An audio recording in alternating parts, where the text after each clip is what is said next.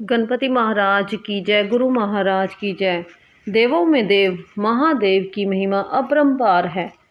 भोलेनाथ की जय। माँ गौरा की जय। सोमवार व्रत विधि।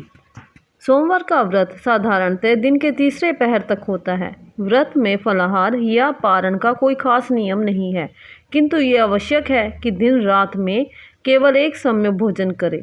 सोमवार के व्रत में शिवजी पार्वती का पूजन करना चाहिए।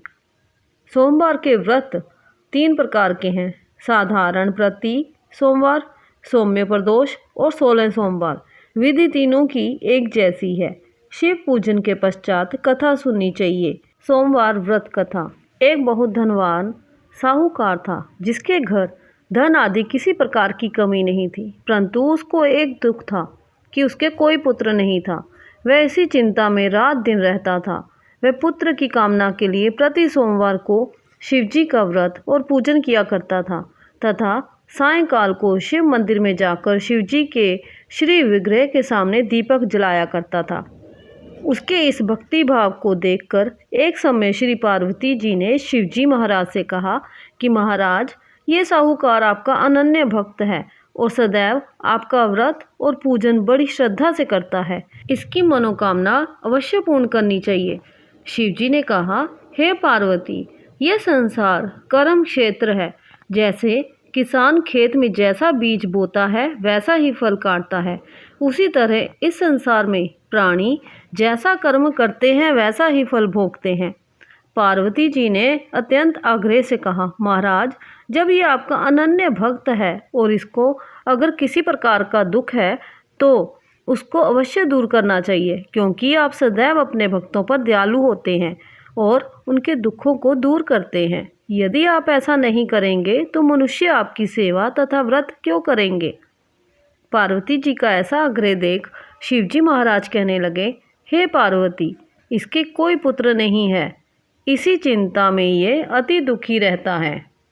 इसके भाग्य में पुत्र ना होने पर भी मैं इसको पुत्र की प्राप्ति का वर देता हूँ, परंतु ये पुत्र केवल 12 वर्ष तक जीवित रहेगा।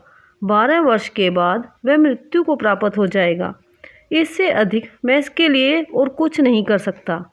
ये सब बातें साहूकार सुन रहा था। इससे उसको ना कुछ प्रसन्नता हुई और ना ही कुछ दुख हुआ। वह पहले जैसा ही शिवजी महाराज का व्रत और पूजन करता रहा। कुछ काल व्यतीत हो जाने पर साहूकार की स्त्री गर्भवती हुई और 10वें महीने उसके गर्भ से अति सुंदर पुत्र का जन्म हुआ। साहूकार के घर में बहुत खुशी मनाई गई, परंतु साहूकार ने उसकी केवल 12 वर्ष की आयु जान कोई अधिक प्रसन्नता प्रकट नहीं की और ना ही किसी को भेद ही बताया।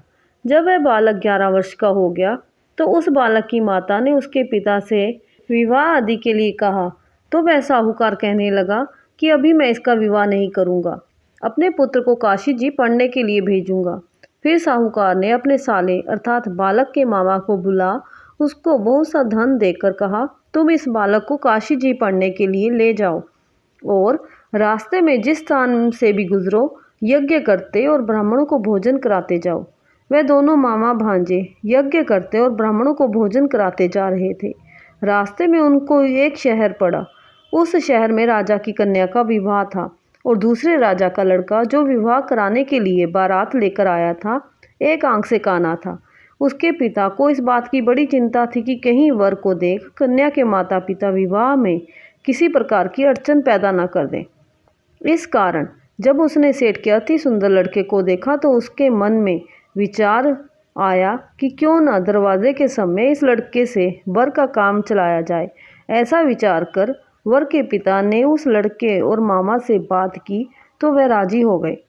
फिर उस लड़के को वर के कपड़े पहना तथा घोड़ी पर चढ़ा दरवाजे पर ले गए और सब कार्य प्रसन्नता से पूर्ण हो गया। फिर वर के पिता ने सोचा कि यदि विवाह कार्य भी इसी लड़के से करा लिया जाए तो क्या बुराई है। ऐसा विचार कर लड़के और उसके मामा से कहा, यदि आप फेरों का और कन्यादान का काम भी करा दें तो आपकी बड़ी कृपा होगी। मैं इसके बदले में आपको बहुत सारा धन दूंगा। तो उन्होंने स्वीकार कर लिया। विवाह कार्य भी बहुत अच्छी तरह से संपन्न हो गया, परंतु जिस समय लड़का जाने लगा तो उसने राजकुमारी की चुनरी के पल्ले पर लिख दिया कि तेरा विवाह तो मेरे साथ हुआ है, परंतु जिस राजकुमार के साथ तुमको भेजेंगे वह एकांक से काना है। मैं काशी जी पढ़ने जा रहा हूँ। लड़के के जाने के बाद राजकुमारी ने जब अपनी चुनरी पर ऐसा लिखा हुआ पाया तो उसने राजकुमार के साथ जाने से मना कर दिया और कहा कि ये मेरा पति नहीं है, मेरा विवाह इसके साथ नहीं हुआ है, वह तो काशी जी पढ़ने गया है। राजकुमारी के माता पिता ने अपनी कन्या को विदा नहीं किया और बारात वापस चली गई। उधर सेठ का लड़का और उसका मामा काशी जी पहुंच गए। वहां जाकर उन्होंने यज्ञ करना और लड़के ने पढ़ना शुरू कर दिया। जब लड़के की आयु 12 साल की हो गई, उस दिन उन्होंने यज्ञ रचा रखा था कि लड़के ने अपने मामा से कहा, मामा जी आज मेरी तबीयत कुछ ठीक नहीं है। मामा ने कहा, अंदर जाकर सो जाओ। लड़का अंदर जाकर सो गया और थोड़ी देर में उसके प्राण निकल गए। जब उसके मामा ने आकर देखा कि वह मुर्दा पड़ा है तो उसको बड़ा दुख हुआ और उसने सोचा कि अगर मैं अभी रोना पीटना मचा दूंगा तो यज्ञ का कार्य अधूरा रह जाएगा। अतः उसने जल्दी से यज्ञ का कार्य समाप्त कर ब्राह्मणों के जाने के बाद रोना पीटना आरंभ कर दिया। संयोगवश उसी समय शिव पार्वती जी उधर से जा रहे थे। जब उन्होंने ज़ोर ज़ोर से रोने की आवाज़ सुनी तो पार्वती जी कहने लगी, महाराज कोई दुखिया रो रहा है, इसके कष्ट को दूर कीजिए। जब शिव पार्वती जी ने पास जाकर देखा तो वह एक लड़का मुर्दा पड़ा था। पार्वती जी कहने लगी, महाराज ये तो उसी सेठ का लड़का है जो आपके वरदान से हुआ था। शिव जी कहने लगे, हे पार्वती इसकी आयु इतनी ही थी सो ये भोग चुका। तब पार्वती जी ने कहा, हे महाराज इस बालक को और आयु दे, नहीं तो इसके माता पिता तड़प तड़प कर मर जाएंगे। पार्वती जी के बार बार आग्रह करने पर शिवजी ने उसको जीवन वरदान दिया और शिवजी महाराज की कृपा से लड़का जीवित हो गया। शिव पार्वती जी कैलाश पर चले गए। वह लड़का और मामा उसी प्रकार यज्ञ करते तथा ब्राह्मणों को भोजन कराते अपने घर की ओर चल पड़े। रास्ते में उसी शहर में आए जहां उसका विवाह हुआ था।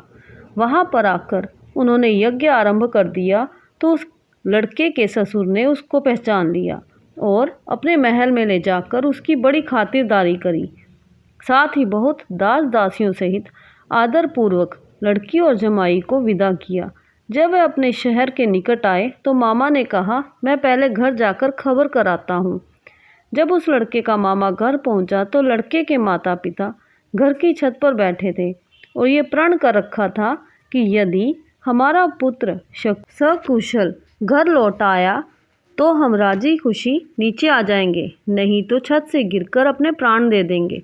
इतने में उस लड़के के मामा ने आकर ये समाचार दिया कि आपका पुत्र आ गया है, तो उनको विश्वास नहीं आया।